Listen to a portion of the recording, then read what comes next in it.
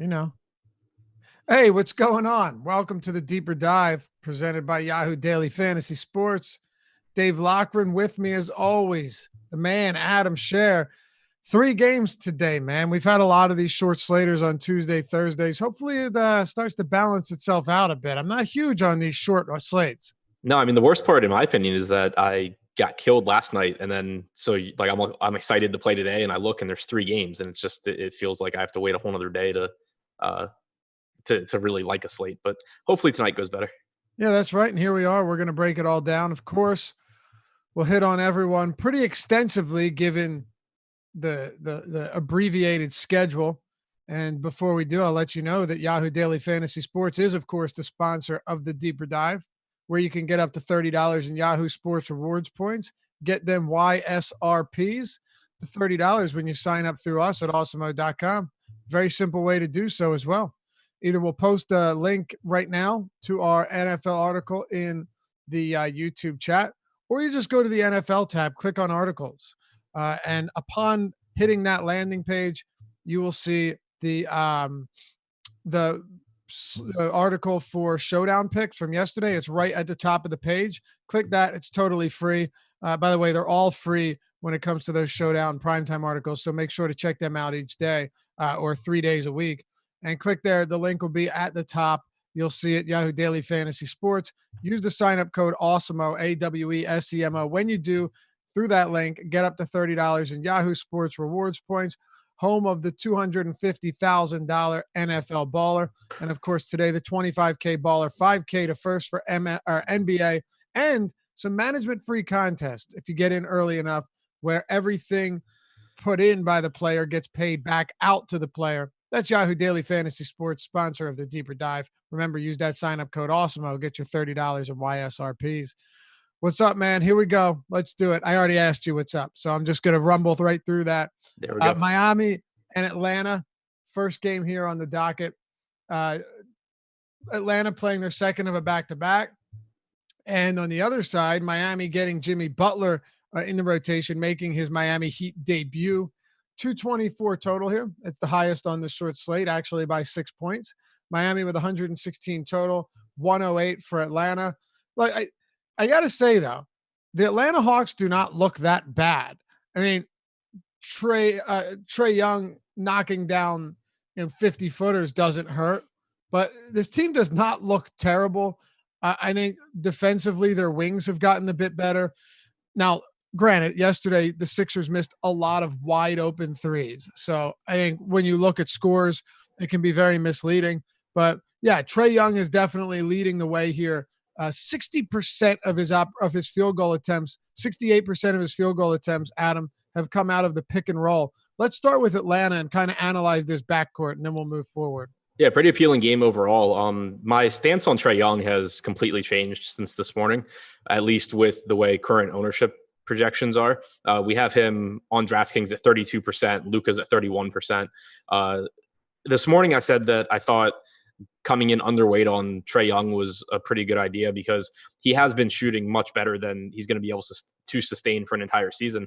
But one thing that I noticed throughout the day is that while he is shooting at an unsustainable rate, if he keeps playing the way that he is, his effective field goal percentage is just going to be higher this year than it was last year anyway. He's averaging a similar number of drives per game as he was last season, but almost 3 or a little over 3 more field goal attempts per game on those drives. So kicking it out less, taking more shots, obviously high percentage shots for the most part there. So that's appealing. And then Miami also has played at the fastest pace in the league so far this year, obviously only through a few games, and those numbers are going to change. Jimmy Butler being back could slow things down a little bit as well, but not the same slow team that we had seen in previous years. So I think that bodes well for him also. And the minute should be there. So I actually have him. I'm getting more of him than I am Luka right now with them projected for the same ownership. Okay. You know what else is interesting though? With the amount of opportunities he's seen on drives, he's actually attempting 7% less shots around the rim within 3 feet of the basket. Last year was 27% field goal, or he shot 27% of his attempts within 3 feet of the rim. This year, it's only 19.7, but I'd expect that to change. a lot of these mid-range opportunities should either turn into three-pointers or turn into shots around the basket. I mean, like the fact that he's taking almost 10% within 16 feet to the three-point line just doesn't make a lot of sense. We really know at this point, mid-range field goals, unless you're DeMar DeRozan, aren't something that coaches really encourage. But yeah, it's been an incredible start for Trae Young, and yesterday he came back down to earth a little bit, but still not a horrible game. And he's proving that he has a very high ceiling in this offense with monster usage. I want to get to Cam Reddish, but let's touch on the bigger names first. John Collins, he's struggled with foul trouble at times. Yesterday he fouled out in 29 minutes. I think, to be fair, Joel Embiid had a monster game and was giving that front court hell. But what are your thoughts here? Only 3 games. Does John Collins stand out to you, or can we go elsewhere? He's more of a secondary option for me. He's a perfectly fine play. He's pretty inexpensive. Should play 33 to 34 minutes. So far this year, his usage has been down, but that's mostly a product of Trae Young's usage rate being almost 38%, which even if we see his usage continue to climb like it did in the second half of last year, it shouldn't be 38%. And so Collins, who had a little over a 23% usage rate last year, should start to approach that number again. Obviously, should have a lot of rebounding opportunities. The power forward position has some pretty decent options at it. In the crunch that I did before the show, I wasn't getting the tons of Collins, but that crunch also is kind of irrelevant now that Dwight Powell is in because I had him out. So maybe a little bit more Collins now that I can't project Maxi Kleber for as many minutes at power forward. But still, I think a secondary option for me. Okay. Cam Reddish. I wrote the deep dive today. You can find it on awesemo.com. Adam and I switch off days there. It is a premium article. We put a ton of time into it, though. And I spent a lot of time on Cam Reddish, not just at small forward, but kind of everywhere in terms of value. I mean, the reason that he's coming in as chalk is because he's very cheap. And Lloyd Pierce said that, he could play upwards of 30 minutes and, Herder's minutes are going to increase, but they're on the second of a back-to-back. So I don't know how much that'll be today. But I mean, the big thing here is 0.5 fantasy points per minute. If he gets 30 minutes of work, maybe that improves, but he's averaging 23 touches per game, Adam, less than 2 potential assists, 6 rebound chances. These numbers are all really bad, and they just go to show you that he's going to need to produce as a scorer in order to do anything for us today, or rack up some steals against the Miami team that actually has turned the ball over more than any team in the league through 3 games, 20.7 times per game. So sure, maybe he can get some points and some steals, a couple rebounds mixed in, but yeah, Cam Reddish is not someone that you can rely on to produce on the wing, especially when the large majority of opportunities are going to Trae Young and John Collins, and he's not even the 3rd or 4th option on this offense. Yeah, but the good thing is that he's essentially minimum priced across the industry. He's 3,700 on FanDuel. He's 3,300 on DraftKings. If you're getting 27 to 30 minutes on a slate of this size where there's no, there's no great value options that are going to give you or you project for a point per minute or anything, it's still really hard for him to hurt you. It's still easy for him to help you if he just happens to have a better game than normal. So I think he's a good value option. All right. Yeah, I don't. I think he's a terrible value option. He just kind of you have to have some of him. Like he projects for, he's a good point per dollar option. On bigger slates, I wouldn't be super interested because I don't love the raw point upside, but he's essentially minimum priced. He lets you get a lot of good players into your lineup. It's also not a slate that has a really good mid-range. So going stars and scrubs is definitely the preferred roster construction for me, and getting minimum priced guys obviously helps. I have no problem with going stars and scrubs. I plan on doing it myself. I just don't know if that's exactly where I'm going to go. Right now, his ownership coming in at, let me pull it up. I think we got an update pretty recently. So on DraftKings, Reddish at 28%, on FanDuel 18. So it's actually come down a lot throughout the day. That makes more sense. So look, I get it. I don't know. I don't really cheap players in basketball, just guys that don't have any involvement in the offense. Like I get the whole point per dollar thing, and I understand that the minutes should be there, but I don't know, man. They're very tough. It's very tough for guys like Cam Reddish to pay off when he's literally just standing around for 30 minutes if he gets it. But I guess we'll see. What do you make of the rest of this Atlanta team? I like DeAndre Bembry. I think his ownership's come up a little bit. We have him projected just behind Cam Reddish, but Evan Turner's doubtful for this game. And even though Turner's only playing like 8 to 10 minutes, that's actually kind of big news because there needs to be a point guard behind Trae Young, and I expect that to be DeAndre Bembry handling the ball a bit more than he has been. He's shown in the past that he can contribute in multiple categories. He's only $200 more expensive than Reddish is on DraftKings. On FanDuel, he's a small forward and $500 more expensive, but still, pretty cheap. I expect him to play somewhere around 25, 26 minutes. And I think that he's actually in a pretty decent spot to be productive. Yeah, I mean, I'd take 25 minutes of Bembry from 20 over 28 of Cam Reddish. Yeah, I have Bembry about a point and a half higher than Reddish. Any interest at the center position where you've got guys like Alex Len and Bruno Fernando? Yeah, more so on DraftKings than on FanDuel, since obviously you can roster multiple centers. Len's only 4,300 on DraftKings. His minutes have not really been there this season, but he's also dealt with some foul trouble. So I think that in a normal game, you probably still get around 24 minutes from him. He played 24 minutes in the opener against Detroit, played 20 minutes with 4 fouls against Orlando, 18 minutes with 3 fouls against Philadelphia in his most recent game. And he's just cheap enough. We know the kind of production he can give you. He's also in a situation where if he is playing really well, I would expect him to pick up a few more minutes, which is something that's always nice in tournaments. It's not like there's anything behind him that is like forcing him to the bench at 24 minutes. It's been more of probably that they just don't really need him out there. But if he's playing really well, then he has added upside, I think. On the other side, you get Jimmy Butler back. The question is, how is this going to influence the rest of this team? Butler on draft or on FanDuel is $9,000, but the shooting guard position is downright dreadful. I mean, it's really bad. You're talking about Jimmy Butler and then DeLon Wright is the next highest priced player. It actually has me considering Danny Green for that reason, and I am not a big fan of Danny Green's style of play for fantasy purposes. But yeah, Butler 9K on FanDuel. He's $7,700 on DraftKings, and over on our sponsor Yahoo, he's $33. In context, Butler is basically right around. He's the same price as John Collins, a little bit cheaper than Kristaps Porzingis. But Justice Winslow leads the league in minutes with more than 40 per game through 3.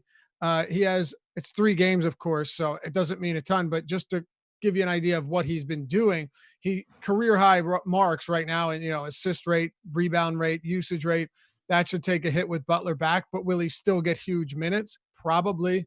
And then Bam Adebayo, he just has a very specialized skill set, Adam, where he's a high energy guy. He's versatile. He can get you block shots, but he can put back offensive rebounds for buckets and just clean up around the rim. And he's been very impressive this season, averaging well over a fantasy point per minute. So what do you make of Miami against this Atlanta team, starting wherever you want? Yeah, I mean, I think Butler coming back, it's pretty hard to predict rates, without having really seen how it's going to go. But I expect him to lead the team in usage, and then obviously he'll have a role as far as assists go as well. I think that Adebayo and Winslow are the 2 guys that I'm least concerned about it having a negative impact on. Adebayo, because he's not a high usage guy anyway. Most of his production is going to come, from rebounding and blocks and putbacks and stuff like that. So Butler shouldn't really have a negative impact there. And then Winslow just contributes in every category. He's a high usage guy when he needs to be, but even if you take the usage rate back a little bit, he still rebounds, he still picks up assists, he still gets defensive stats, and I still expect him to play 35, 36 minutes. So those 2 guys, especially Bam, I think are still strong plays. Right now, Butler and Bam are my 2 highest owned guys from Miami. And then it takes a pretty big step back to Winslow, Tyler Hero, Goran Dragic. Kendrick Nunn, I expect to be hurt the most by Butler, just because Miami has said that he's going to play alongside Butler with Hero coming off the bench. So I think that he probably takes the biggest hit in usage. Okay. Yeah. Adebayo has been used actually decent amount in the pick and roll this year too. It's again very early, but he's top 6 in pick and roll scoring as a roll man. So they're looking to get him involved a little bit more here, which I think is nice outside of having him just clean up the garbage. Do you have anything else in Miami here? And from a site specific standpoint, is anyone more appealing one spot than the other? I don't really think so. The price on Butler and the price on Butler on DraftKings at 7,700 obviously is really appealing. He's also guard and forward eligible, so it's really easy to get him into your lineups. On FanDuel, 9K is less appealing in a vacuum, but when you start comparing him to the rest of the position, like you said at the top, it's not like it would be surprising if Jimmy Butler scores 20 or 25 more actual points than any other shooting guard on the slate. So that makes him, a really good play there as well. As far as the rest of the team goes, I think pretty comparable across sites. Okay. Anything else from this game? No, I don't think so. I think that this game has the most fantasy relevance on the slate. Just, not that there's a ton of guys that you love, but I don't think there's a ton of guys that you love on the slate outside of the stars. But I think it has the most guys that you can kind of just mix and match in lineups. Let's go to Denver, where we've got the Nuggets hosting the Dallas Mavericks. 213.5 over under. 109.5 total for Denver, 104 for Dallas. Denver Nuggets 5.5 point favorites here at home. It's funny. Earlier this year, before the season started over the summer, 538 came out with a new stat to measure, defense, individual defense. And as we know, there's really no perfect metric for this. I don't even know if there's a good one at this point. We could have that discussion, but there's nothing great in terms of measuring individual defense. Of course, you have real plus minus and a few other things, but it's called Draymond. I don't know if you saw it. I did. But Porzingis in that metric ranks top 3 in individual defense. Wow. So of course, it's only one stat, but I kind of want to set the table for you and where you're at on a guy like Nikola Jokic today, and give a little bit of credit to Porzingis for his ability to play defense, because I think some people assume he's not good at defense, but he's actually not bad at all. Do you think he'll be any challenge at all for Nikola Jokic today? I'm expecting them to start either Kleba or Powell at center, and then Porzingis to get some backup center run, but probably less now that Powell's probable. So I don't expect him to slow down Jokic. Yeah, I guess if Powell and Kleba take up the bulk of that, I forgot that Powell was even probable because Porzingis started at center the other day. Yeah, but then they went with Kleba at center against Whiteside. Yeah, so that makes more sense. What are you doing with Jokic? Rostering him. He only played 28 minutes last night, which is nice. It was due to foul trouble. It's not like it had anything to do with the rotation. But with it being the second game of a back-to-back, it just makes it so it should be a little bit easier for him to get into that 34 to 36 minute range. There's no reason to think that he doesn't lead the team in usage, rebounding percentage, and assist percentage again this year, just like he did last year.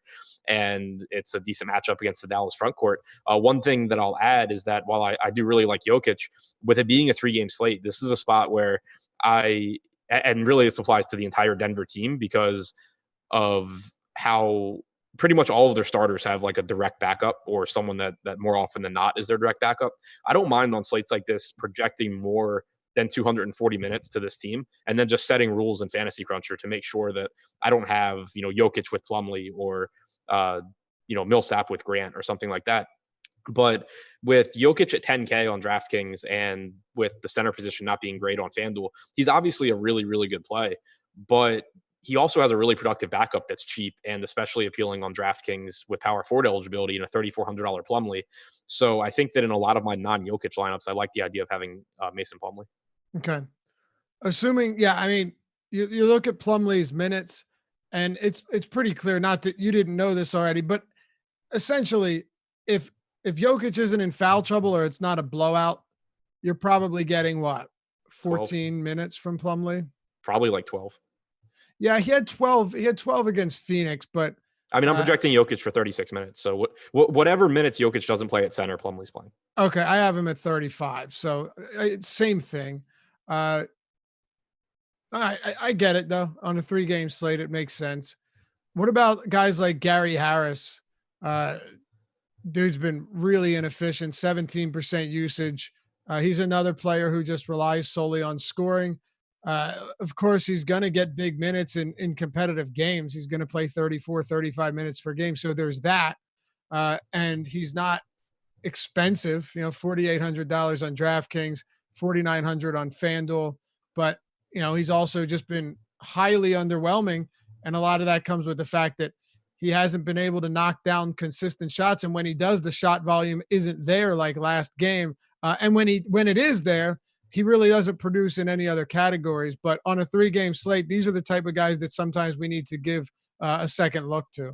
I think he's a better play on FanDuel than anywhere else because you have to roster 2 shooting guards, and there's only one that you're really going to feel good about rostering.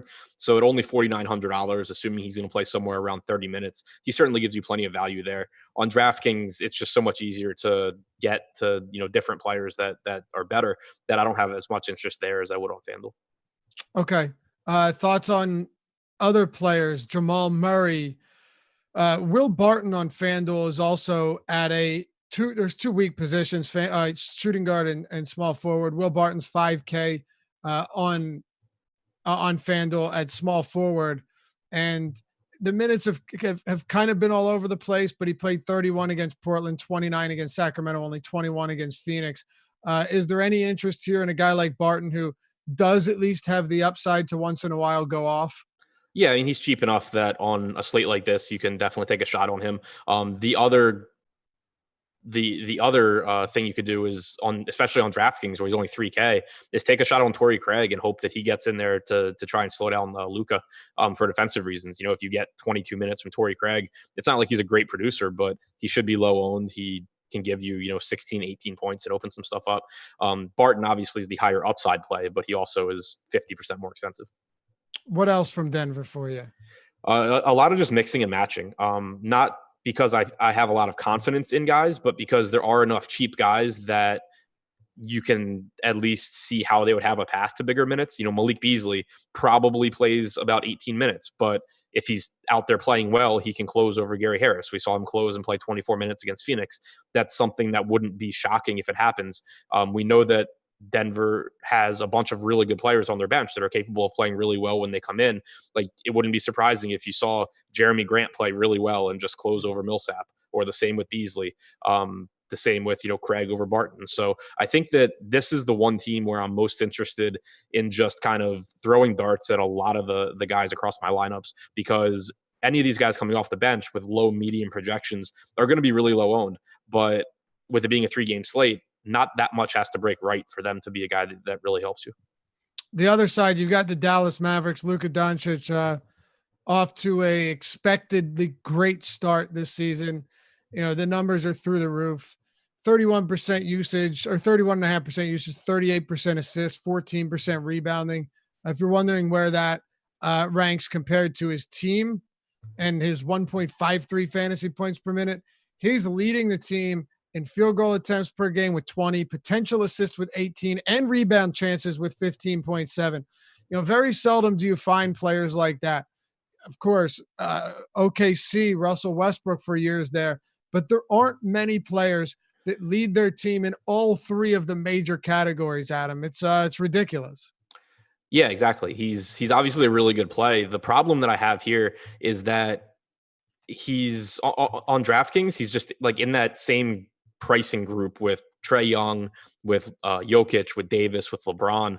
I think that he has the toughest matchup out of the group. Denver's been the slowest team in the NBA so far this season. They're a top 10 defensive unit, and that's not surprising. That's not something that you expect to drop too far.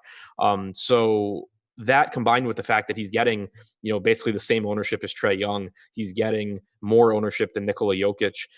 He's getting not that much less ownership than guys like Davis and LeBron. He's the guy that, it's not like I'm not playing him in any lineups, but I'm getting around half the field right now if ownership stays how it is. I love Luka. He's one of my favorite DFS guys to roster. It's just a function of how this slate breaks down for me. I think that out of that group of guys, he's the one that I feel the most comfortable being underweight on. Okay, fair enough. I like him over Trae Young. I can understand why you would have him above Trae Young, but with Luka Doncic, and granted, Trae Young's peripheral numbers have been really solid this year too. So take nothing away from that. His minutes have also been very high. But Luka's just the type of guy that I have more faith in to do this night in and night out. And even if the scoring totals are off, even if he's not knocking down shots, his ability to rack up 10 rebounds, 10 assists, and 2 steals really bolster those fantasy totals or kind of mitigate a poor shooting night. So I don't know, monster shot volume, leading his team in all of those categories. I definitely look at Denver and agree with you that it's not a great matchup. This is actually a difficult matchup, but sometimes matchup is less important when you're doing the ridiculous amount of things that he is with the volume that he has, and just literally an ability to produce in every facet of the game. And right now, I think Denver's defense through the first several games, I want to make sure here. I'm pretty sure it ranks like right in the middle. Ninth. Maybe I'm uh, ninth, right? Okay, Yeah. so yeah, Yeah. And to be clear, like I have Luka projected about a point and a half ahead of Trey Young. It's just that Young is $500 less on DraftKings. He's right. $1,000 less on FanDuel and projected for about the same ownership. It wouldn't take a massive change in ownership projections for me to suddenly have a lot of Luka and not have a lot of Trey Young. It's really just that if they're going to be the same ownership, I'll take more Young and less Luka. If, in our 7 o'clock update, now Trey Young is 10, 15 points higher than Luka, I'm going to end up with more Luka. Sure, not going to argue that. I'd have a lot more interest in Trae Young too if number one, ownership definitely plays a role. You're right, but I have plenty of respect for Miami's defense too. So if this was like a terrible Miami defense, then it'd be a different story. But they actually rank ninth and 10th in defensive rating this season, Denver and Miami. Yeah, it's more a pace thing than a defense thing for me. Yeah, that makes sense. Definitely a higher total in this game overall. What else from Dallas, if anything? I know you had a lot of Maxi Kleber earlier, but now with the Dwight Powell news, that's likely to change. Does anyone stand out to you outside of Luka? Yeah, I mean, Kleber was my highest owned guy. I'm still going to get some because he's 3,700 with power forward eligibility on DraftKings, but I'm pretty frustrated that Powell's playing. Powell's also 5,500 on DraftKings, so not really much I can do with him there. 4,600 at center on FanDuel, still not really that appealing because of the position. So I'll still take some shots on a $3,700 Kleber on DraftKings. And the reason is that we've seen Dallas be willing to play some smaller lineups this year. But if you look when they've played bigger front courts, they've basically like against Portland, they had Kleber match up with almost every single minute that Whiteside played. And now you have this front court that's Jokic plus Plumlee. I think that you're going to get almost 48 minutes from Kleber plus Powell. So I still think you get mid-20s from Kleber, and he's cheap enough that he can still have a good game. Yeah, at 3,700, there's no way you could really get away from that if in the event that Powell was out. But I guess looking over the flow of these games, you have Maxi Kleber last game playing 25 minutes, I think it was, and really getting decent minutes each game in those mid-20s, 33 against New Orleans. Who do you think loses the most minutes here? I think you'll lose a few minutes from Justin Jackson. I think Dorian Finney-Smith probably takes the biggest hit, especially in this matchup, because again, I don't expect them to really play small. I think that in some matchups, in some games, maybe you see Kleber not really play and Dorian Finney-Smith pick up more minutes, but I don't expect that to be the case here. So I think that, Finney-Smith probably goes from like 28 to 18 minutes. Seth Curry probably loses a couple minutes just as a result of them playing a little bit bigger as well.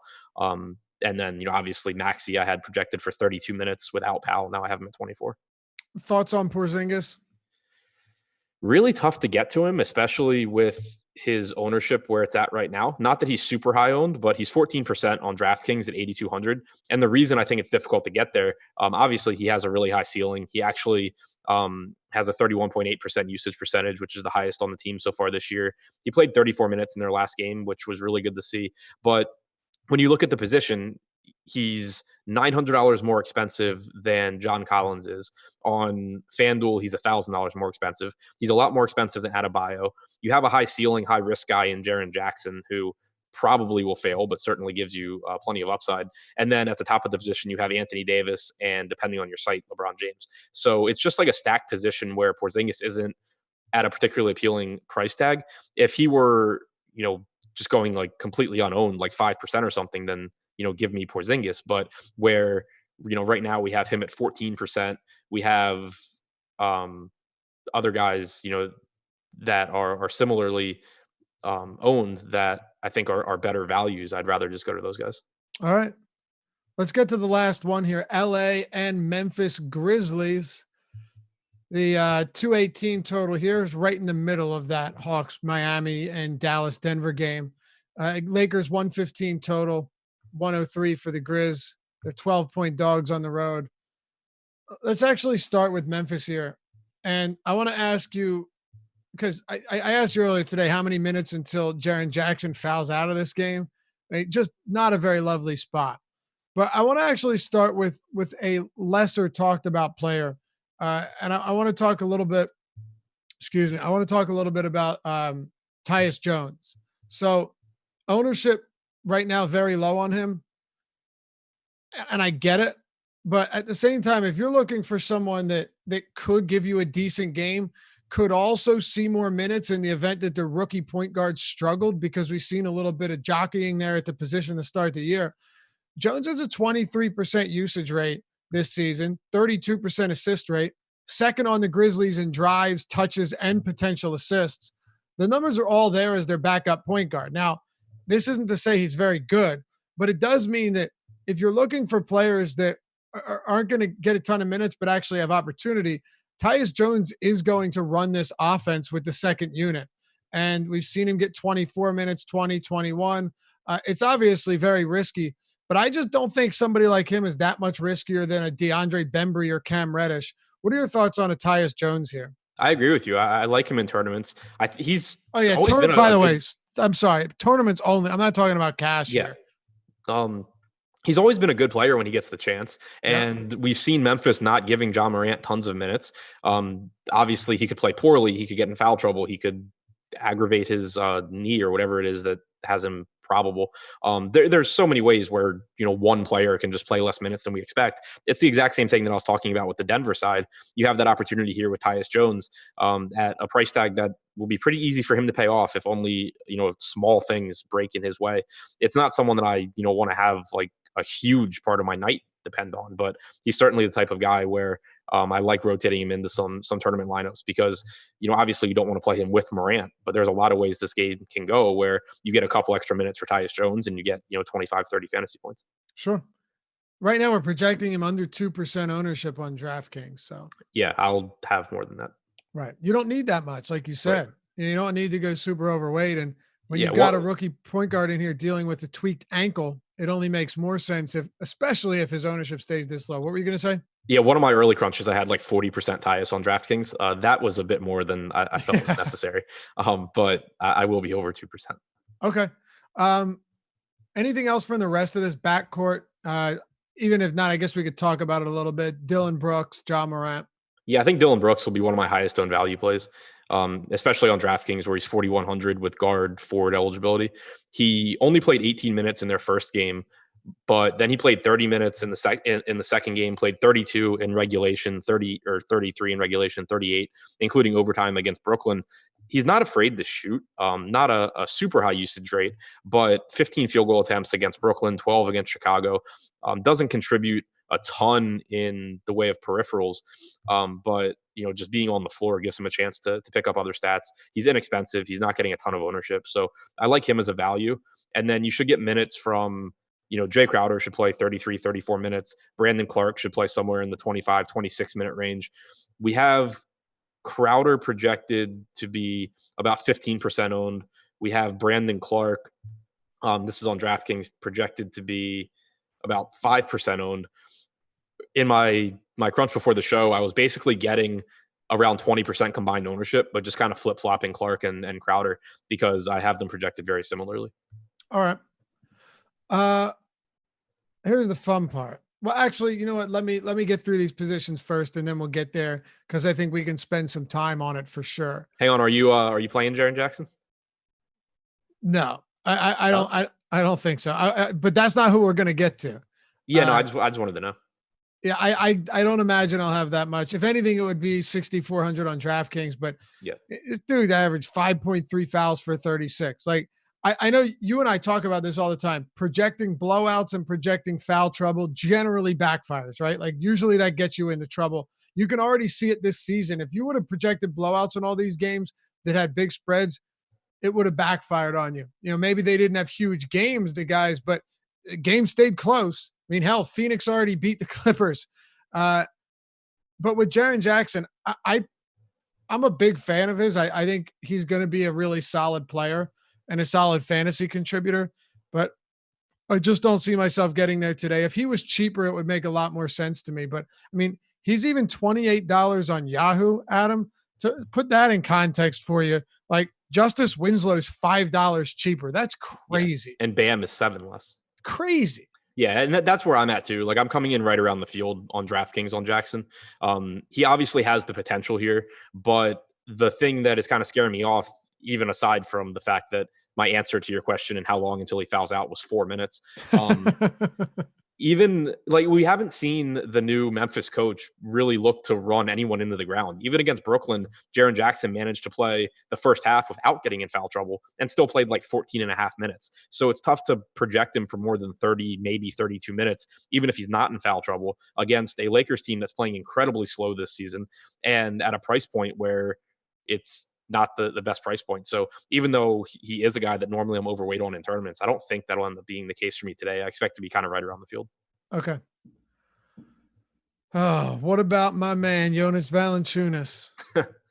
I never know what to do with this guy. I've long been quoted saying, if you fully unchain Joe Val, he will be a preeminent fantasy producer in the game. Not verbatim, of course, but, you know, check the tape.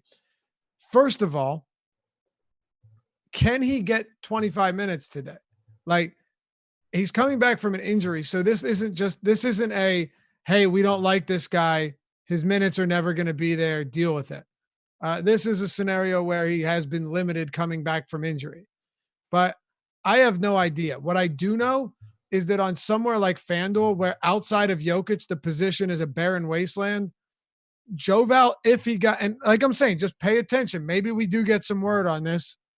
If he were to get 25 minutes, I would have an immense amount of interest in a guy who's averaged 1.35 fantasy points or more for 3 straight seasons, Adam. Yeah, and so the thing with Jovel too is I don't expect him without news. Like you can't think that he's just suddenly going to play 26 minutes or something like that. That's what I'm saying. You need news on him. Right. And he's not cheap, but there's not a ton of opportunity cost at center on this slate. There's Jokic and then, you know, a drop. He's in that mid-range and he's perfectly capable of scoring 40 points in 20 minutes.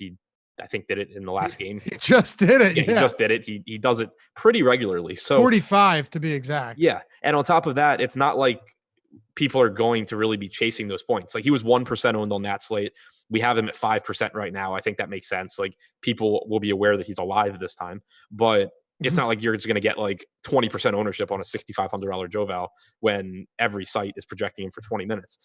So it's still a guy that can just win you tournaments pretty easily. I think that if anything, kind of over projecting him in tournament projections to try and capture his ceiling a bit is a pretty good way to go, because I just think that if you played this slate 100 times and you had to choose to, you know, roster 0 Joval or like 15% Joval, I think that you make more money by being on the latter end. Oh, absolutely. I'm projecting him for 22 minutes. I put him at 24. I don't think he plays 24. I just put him at 24 because that got the projection to where I start to get him. Yeah, and that's fair. I'll tell you why I have him there, because he played 16, then 18, then 20. So you like patterns. I got it. So if well, hey, listen, I'm not the only one that likes patterns. If we're going up in increments and Taylor Jenkins is saying, hey, you get 2 more minutes every day, make the most of it. Then I'll give him 22. But like, could I see him going from 20 to 25? Yeah, we see it all the time. Yeah. Just don't know if I can project that. That's all. Right, exactly. I mean, if you're, and it doesn't, the thing is, like we're talking about this in terms of medium projections, it doesn't matter. You're not rostering this guy in cash. Of course not. And in tournaments, it really doesn't matter. You're just trying to get enough Joval into your lineups to where one, you're not dead if he does what he's perfectly capable of doing here, and two, you're creating an edge for yourself. It's the perfect example of a situation where there's a lot of uncertainty, both in terms of his production and in terms of exactly how many minutes he'll play. And there's a very, very good chance that the field sides with just completely ignoring him because of that uncertainty, which means that there's more money to be made by taking a chance on him in lineups. For sure. And it also feels like one of those slates that's going to be littered with landmines. So there's no opportunity cost on this, or there's very limited opportunity cost on this slate. Right. Like even a 30 from Joe Val, there's a good possibility that a 30 from Joe Val is actually a good thing on tonight's slate. Right. Like yesterday it would be totally different because you had guys in that price range that you could take shots on, like Robinson and Carter and Miles Turner, where it's like, okay, they're risky, but they're almost definitely going to play 10 plus minutes more than Joe Val. That doesn't really exist today. No, absolutely not. Actually, let's flip the page before we do. Deeper Dive, all one word, is the sign-up code that gets you 50% off your first month of Awesemo Plus subscription. Just go to awesemo.com/join and check out everything we have to offer, including the $395 a week express package. And if you scroll down on that landing page, you'll see all of the videos for all of our tools, the ownership projections, player projections, top stack projections, our premium Slack chat, the lineup builder, and so much more. And scroll back up and you click begin membership, ask you a quick question asking what type of player you are, serious, professional, hobbyist. So we can cater the subscription to you. You're not getting too much. You're not getting too little. We'll meet you in the middle, get you exactly what you need for exactly what you want to do. And that was Alex Baker, Awesemo himself. That was his vision coming into all this. And I think he's executed quite well. Use the sign-up code Deeper Dive, all one word. Get yourself 50% off your first month at awesemo.com. All right. We can obviously talk about LeBron and Davis, but since we just talked about opportunity cost at center, why don't we start with Dwight Howard, Adam, who played 23 minutes last game, had a big 16-10 double-double, has an 11% block rate this season, by the way. And it sure feels like JaVale McGee has quickly fallen out of favor with head coach Frank Vogel. Floor is yours. Yeah, I think that on one hand, we've obviously seen preference given to Howard off the bench. On the other hand, we haven't really seen a game yet where McGee goes nuts and, then he stays on the floor. Like, I still think that's something that probably happens at some point.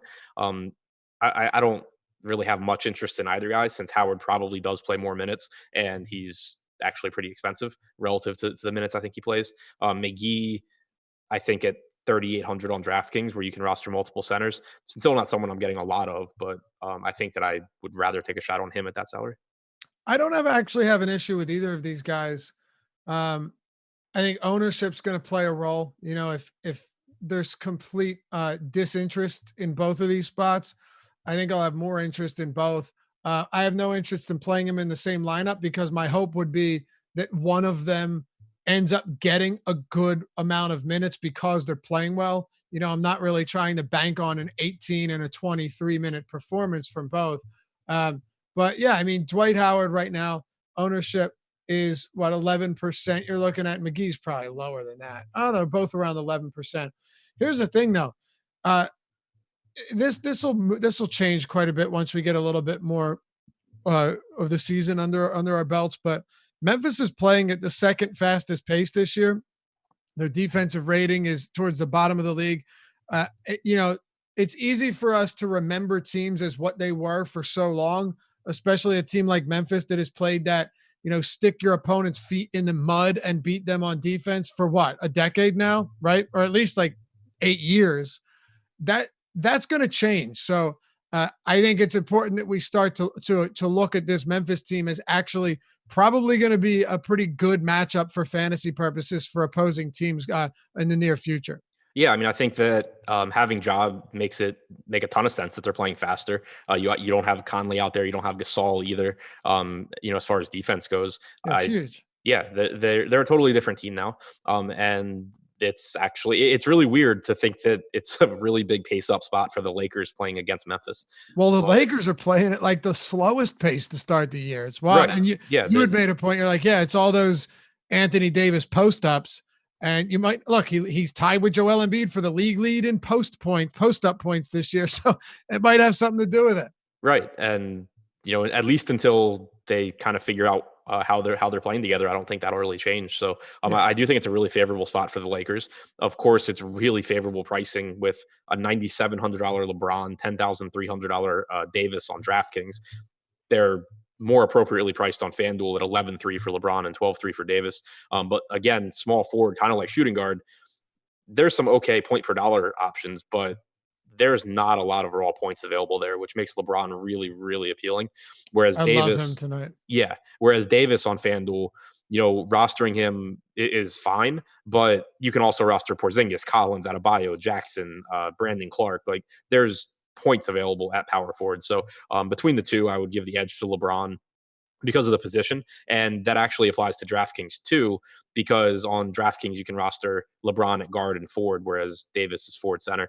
So even though I have Davis projected for a couple points more than LeBron, and I really like Davis a lot, I do give the edge to LeBron tonight because of his positions. Sure. You want to hear something wild? Was going over some numbers today. Last year, the Lakers averaged 25 transition points per game, 20% frequency. This year, they're averaging 14 transition points per game, more than only the Cavs and the Denver Nuggets. They miss Lonzo. That's crazy, right? I mean, and another thing, you talk about the pace. I mean, how much ISO are you seeing LeBron James run? Like, I think LeBron James is like fourth in ISO points this season. So, or sorry, second in ISO points. So you got him in ISO. You got Davis posting up. They're not going to be running I don't think they're going to run the court that much. Do you think that changes? Maybe when Rondo returns. Yeah, I'll say maybe if Rondo ends up playing like a big role off the bench, they start playing faster. But it doesn't feel like it, right? No, at least early in the season. I have tepid interest in Danny Green, not because I like him. As a person, I'm sure he's great, but from a fantasy standpoint, I'm usually pretty quick to stay away from him. But he's the type of guy, like he has an excellent performance, a mediocre performance, and a terrible performance this year.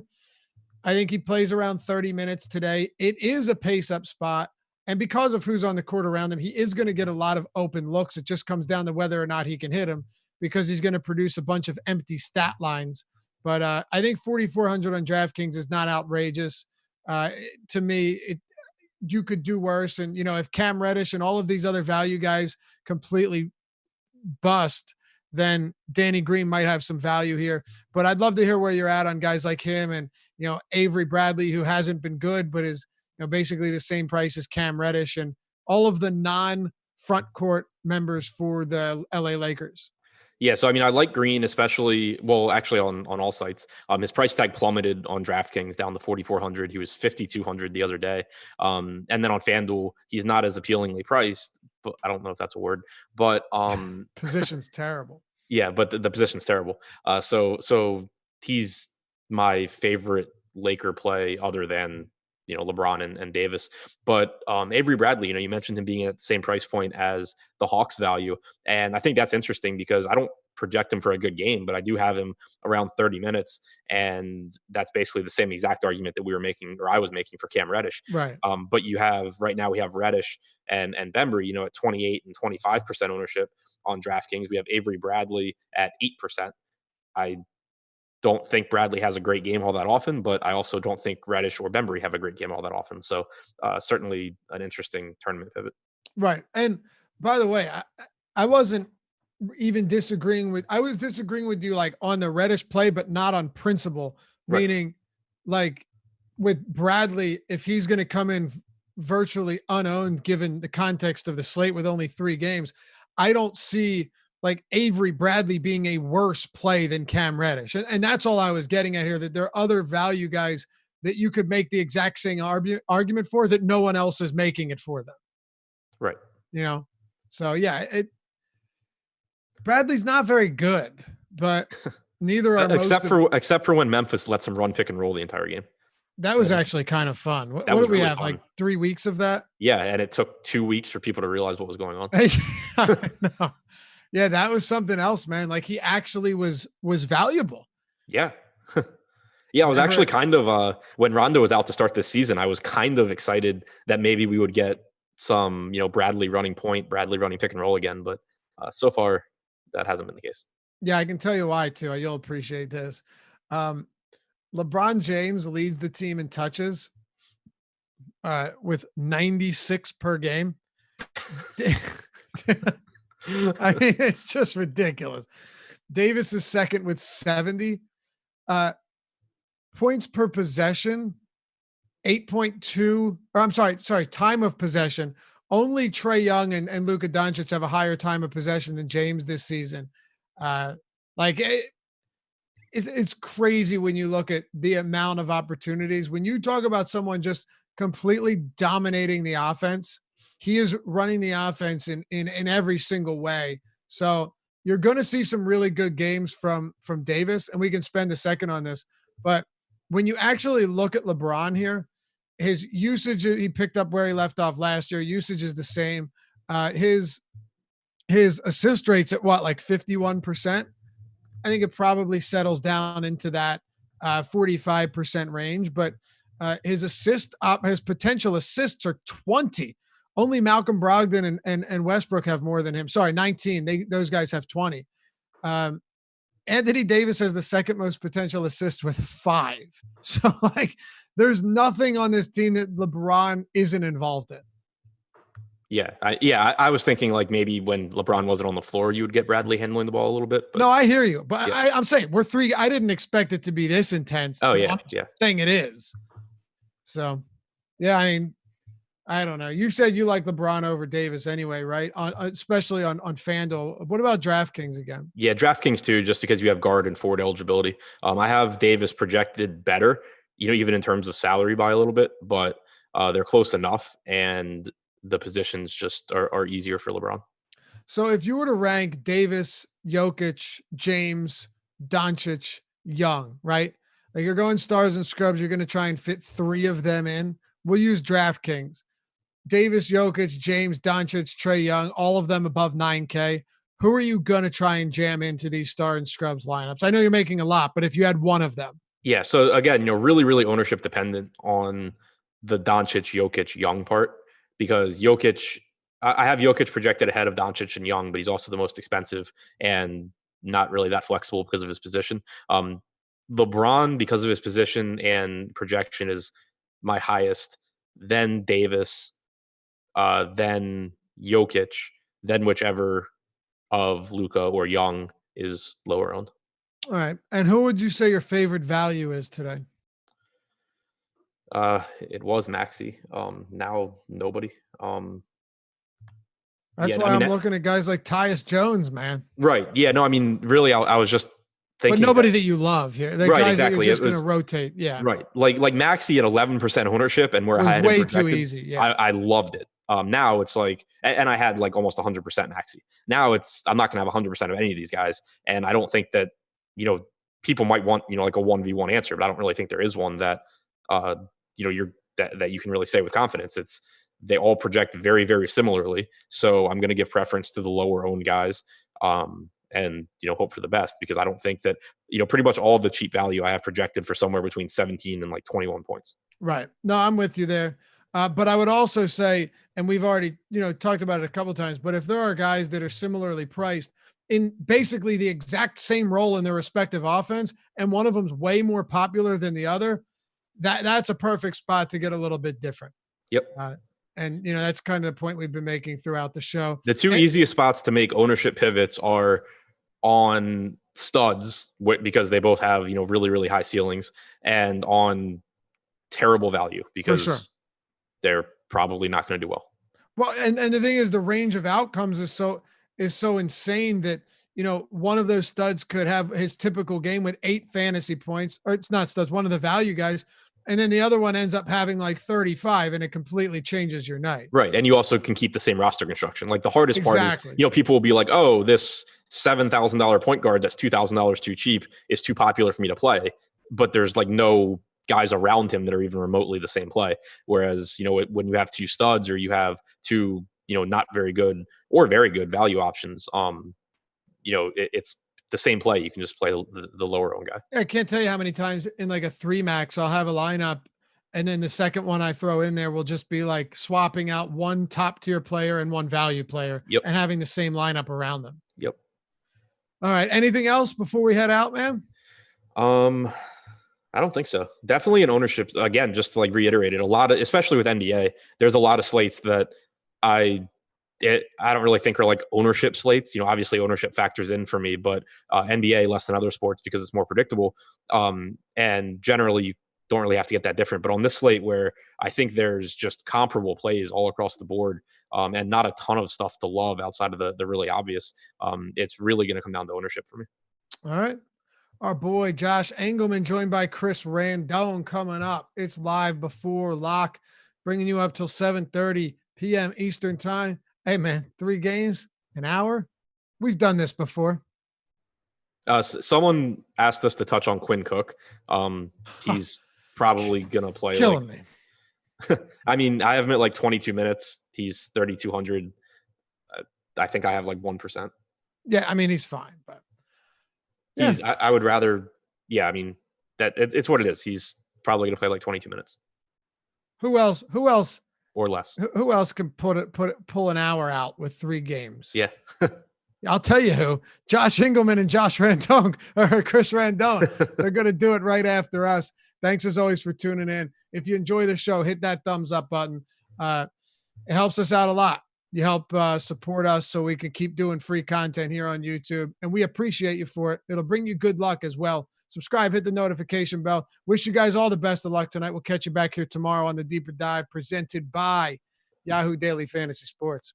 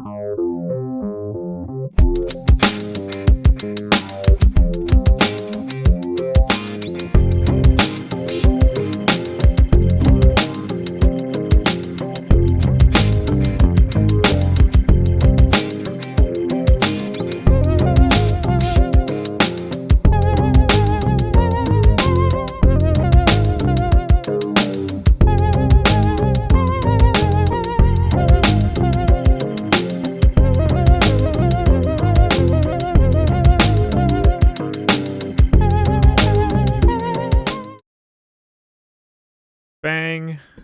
Boom. There we go. Live before lock. Tuesday? Yeah. Tuesday, October 29th. Man, days just sort of run together. I am Josh Engelman. I am joined by Chris Randone. We are going to be taking you all the way up until lineups lock at 7:30 p.m. Eastern time, which is really difficult to say. Come on, NBA, please just start giving me only 7 o'clock locks. I hate when we don't lock at the right time. But anyway, it's 3:30 to you. What's going on, man? Nothing much, man. Yeah, it's I kind of like it at 7:30. I mean, if it's a short slate, because then got the 10:30 game as well, and that kind of gives me that time so I can watch it. So I'm not too picky about it. But yeah, 3 games, man, and Lakers are playing tonight, so I'm excited. The Lakers are playing tonight. I'm anxious to get your thoughts there, but let's get into the plugs first and foremost, and I need to start with our friends at Fantasy Draft. If you go to fantasydraft.com and use the promo code AWESOMO, you can get a 7-day trial of rake-free daily fantasy. I have been playing the majority of my NFL DFS this season at Fantasy Draft. I just sort of love the idea of saving massive amounts of rake. That shouldn't be a terribly hot take on that one. But the fact that they show you exactly how much you're losing out to the other sites is massive. I highly recommend it. This week they're running the 300K Hooters main event.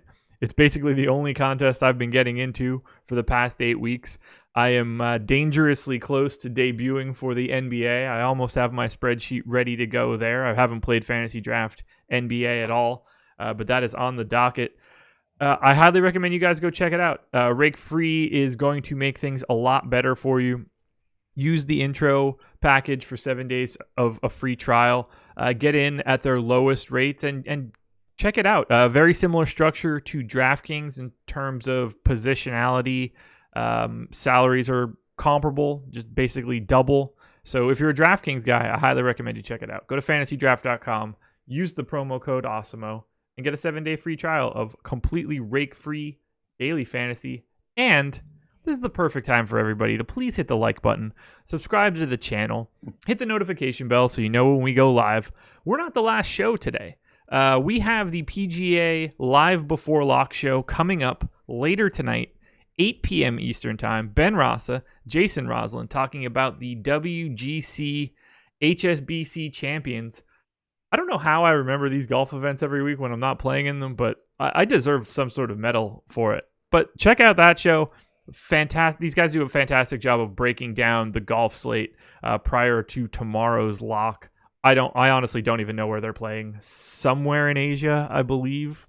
But should be good. Ben did a show earlier today with Tim Frank as well, breaking this stuff down, but that is not the only one. You get them back again. But we've got to talk basketball. We've got 3 games, so I think that we could actually just kind of dive into them. Do you want to go from back to front? You want to start with your Lakers? Really? Nah, let's go the other way. I kind of like it when we go from early game to the late night. I can handle that. Miami Heat, Atlanta Hawks. Let's go ahead and see if I need any updated lines here. We did get a little bit of news on the Hawks during the deeper dive.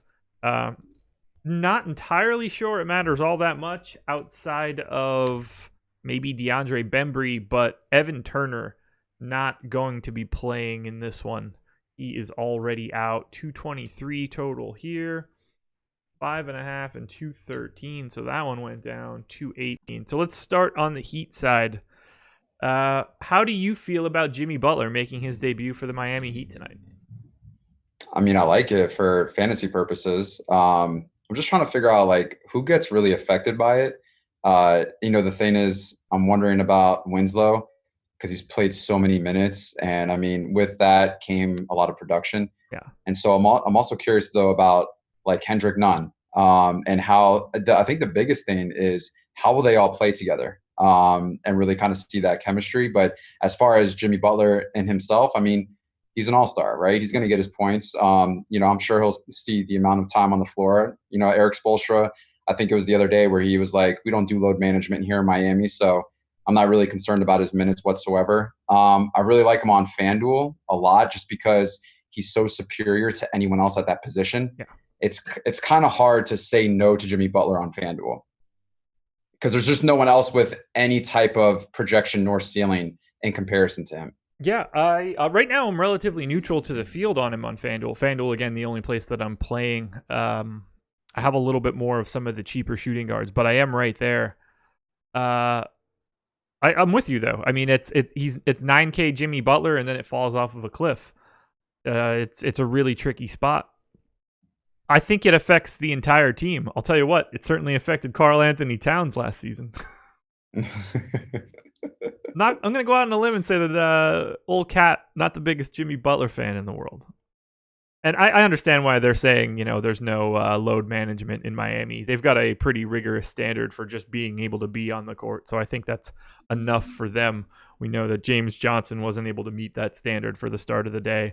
I don't know what standard that they're holding Dion Waiters to, but he's apparently not able to meet that one either. He went in pretty hard on Spo and the rest of the team. So it should be interesting to see if he ever makes his way back to the NBA. You mentioned Kendrick Nunn, Tyler Hero, some of these guys, how will Butler be affecting them? If I take a look at this is the first crunch that I ran since earlier today. So if I take a look at the Miami Heat, most exposure going to Bam Adebayo. Again, this is FanDuel, 7,800, power forward. I am twice the field right now. We've got him at roughly 39. I got to 62. I am not mad about that in the slightest. 32% to Butler, 21 to Winslow, 22 to Dragic. 19 to Kelly Olynyk at 4,400. That is probably not going to be a popular play for most people. Just one of those spots that I think is going a little bit overlooked. Olynyk's minutes are essentially random in my mind. Every time that I think that he's going to play 30 minutes, he plays 18. Every time I think he's going to play 18 minutes, he plays 30. So he's the type of guy that I'm cool with getting. The two guys that I'm not really getting, Kendrick Nunn, Tyler Hero. Really? Yeah. Man, I have some shares just because, I mean, they are fairly cheap. And I mean, I just don't know how much of Butler's presence really constricts them. Maybe Hero the most as far as minutes are concerned. But I still feel like he's going to come off the bench like a sixth man. And I mean, I don't know. He's not going to get 30 minutes probably, but does he still get 26, 27 off the bench? And I mean, if he knocks down a few shots, does he hit value at 5,200? But that's tricky too. I think for me at shooting guard, I'm kind of writing off Hero on FanDuel. Yeah. I think Bam Adebayo, for me, he's the highest rated power forward on tonight's slate. Yep. So I get that. I get that with the field. And I think I'm over the field, I think, as well. Atlanta's big men. They're just soft. I don't think Alex Len is a great defender, and I think that this is a spot for Bam to really take advantage of that. So I'm okay with that. I want to ask you, because in my latest crunches, I was getting a little bit more now that he's probable as Kelly Olynyk at 4,400. Yeah. And I'm so conflicted on this center spot tonight on FanDuel because I want to go Jokic more than the field because I feel like he is coming in at a little bit lower than what I anticipated. But I'm also concerned about Jokic not getting there and paying off that price. And I think that is this the night where you can punt the center position? I would have assumed this morning that I was going to have like 80% Jokic. And that just isn't the case. I got to 34, and then I'm basically pretty flat elsewhere. I've got a little bit of Joe Val. I got a little bit of Dwight Howard, a tiny bit of Alex Len, Olynyk, a little JaVale. I'm kind of just running with the pack because I'm not entirely sure what else to do. We have this weird structure where we don't really have a ton of value guys on the slate, and every position basically has a 10K guy outside of shooting guard with Butler. And it's really difficult to try to get shares of all of the pay up options. So right now, I'm over the field on Luka. I'm over the field on Trae Young. I'm under a little bit on LeBron. I'm neutral on Anthony Davis, and I'm just slightly over on Jokic. I kind of want to take a bigger stand than that, but right now, I'm not entirely sure what I can change to make that happen. Jokic is the guy that scares me the most, though, because he can truly break this entire slate by hanging like a big number at center, because I don't think that anybody else can do that. Valanciunas can have a big day, but he doesn't have the minutes upside to like really put his foot on somebody's throat. Yeah, I mean his game. I mean, yeah, his last game. What did he had 40-something fantasy points in 18, 19 minutes. Yeah. I'm not sure if he'll be able to get there again. It's just, for me, the way I look at it is you're going to have to punt one of these superstars, or at least just you're not going to roster them, right? I think if you're not going to want to roster one of them, I think LeBron is the fade. Okay. Out of all of them, I think you need some. I think if you're doing a multi-entry, I think you need some Jokic. I think you definitely need some Anthony Davis, for sure, some Butler. And I think right now the battle between Trae Young and Luka is kind of similar as far as projection and ceiling for tonight. The one thing I want to ask you, because this is a change of pace for Trae Young. So Atlanta is one of the slowest teams in the league right now when it comes to pace. Miami is one of the fastest. And so through the first three games, we saw the Pistons and the Magic in the first two games for Trae Young. He went absolutely off. Well, Magic and Pistons, they're a little bit slow, just like them when it comes to pace. Then you change the pace to a fast pace, say in the 76ers, wasn't really at that level that he produced the first two games. So and I know matchups also play a role in this, but I wanted to ask you, given the fact that Miami plays at such a fast pace, whose side of the ball does that affect more tonight? Because they're such polar opposites in pace of play. To me, in those situations, it basically affects both teams equally, but in like the opposite direction. Whichever team is closer to league average is going to be the team that it affects the least. So, like, let's say Team A plays at 100 possessions, and then Team B is at 110, but the league is 108. It's going to affect Team A more because they have bigger distance from the league average. That's how, at least that's how it would be calculated in my spreadsheet. So the further you are away from league average, the more the opposite pace is going to affect you. Okay, that's fair. So let me ask you this then, because they just said in the chat that they don't think like LeBron James is a fade, and I'll ask you. So at the small forward position, we're looking at 11-3 for LeBron, yeah. and I think based on this team now, it's harder for LeBron to hit value at that price point with AD than it is without AD. Now, correct me if I'm wrong, but from what I'm seeing and how they have the rotation, AD's the guy right now. And so he doesn't have to do much. And that takes away from fantasy purposes. So you mean to tell me that is it worth it to pay the 11-3 for 45, maybe 50 fantasy points? I mean, I personally have AD ahead of LeBron. And I think that I'm with you in that it's easiest to get away from LeBron. Like, I would rather have AD because of the way center is set up. I would rather have more Jokic than LeBron. If you were playing two centers, like, I think LeBron is a better option, but there's some opportunity cost to center that changes that up a little bit. Okay, so we're saying, so this is FanDuel. So DraftKings, yes, play him at 9,700. Yep. For sure. All right, so just letting everyone know, we're talking about FanDuel for a second. I just think it's easier to fade him. If I'm doing 150 lineups tonight, I have, I think, 27 lineups with LeBron on FanDuel, but on DraftKings, it's polar opposite because it's way easier of a price point to hit value there. Yes. I have AD as my favorite play on DraftKings. I have LeBron second. I like both of those guys massively. So I do still prefer AD, but LeBron is pretty clearly ahead of everybody else, in my opinion. Yeah. I totally agree with you on that. Looks like we ended up getting to those Lakers anyway. Well, I mean, the decision of rostering LeBron on FanDuel, I think, plays a huge role with how you construct and gravitate to players in the first game. Absolutely. 100%. So, I mean, yeah, it definitely makes sense. I think, when it comes to the Hawks side of the ball, with Evan Turner being out, I kind of like Cam Reddish in this spot. And I think Hunter, Bembry, and Reddish are guys you can rotate in the small forward position, because I think all of them obviously are going to get a little bit of run, but I think one of them out of the three is definitely going to hit value. And which one is it? I can't predict that, but I think Hunter would probably be in the best spot, but I do like Cam Reddish in this spot as well. Right now, the guy that I have the most is Jabari Parker, Reddish second, Bembry third. I'm not counting Trae Young. I have a ton of Trae Young as well over the field. But I have more Reddish than Bembry, and I don't have DeAndre Hunter. Hot take.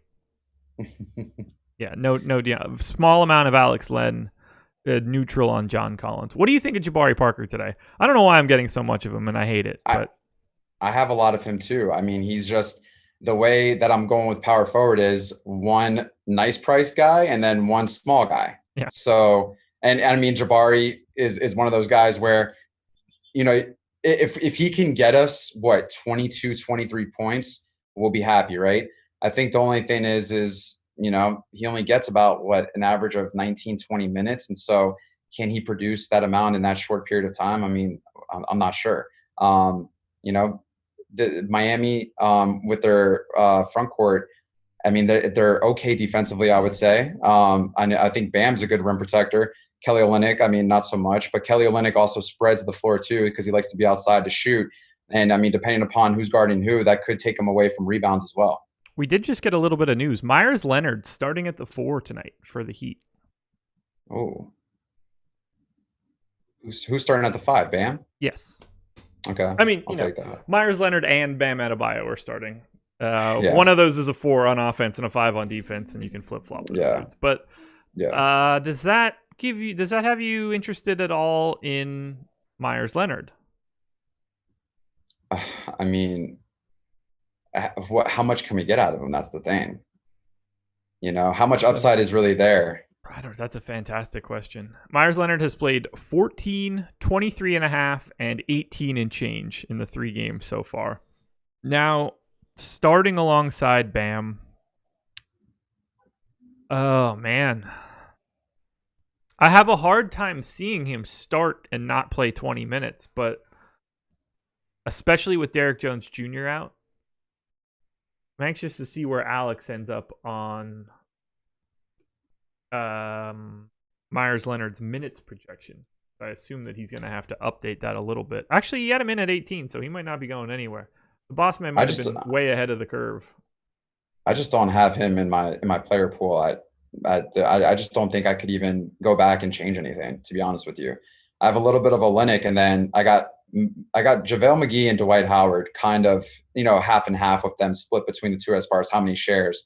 And then Jonas has a little bit, and then a lot of Jokic.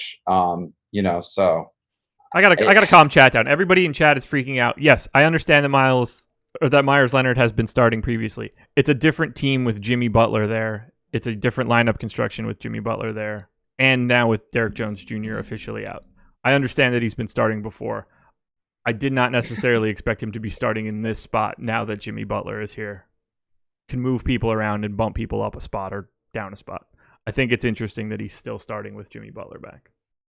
Yeah, crazy. I still like Olynyk a little bit. I have a few shares of Olynyk off the bench. I mean, out of 150, I think I have like 5 or 6 shares, but that's just a punt play for me because I paid up in so many other areas on my lineup.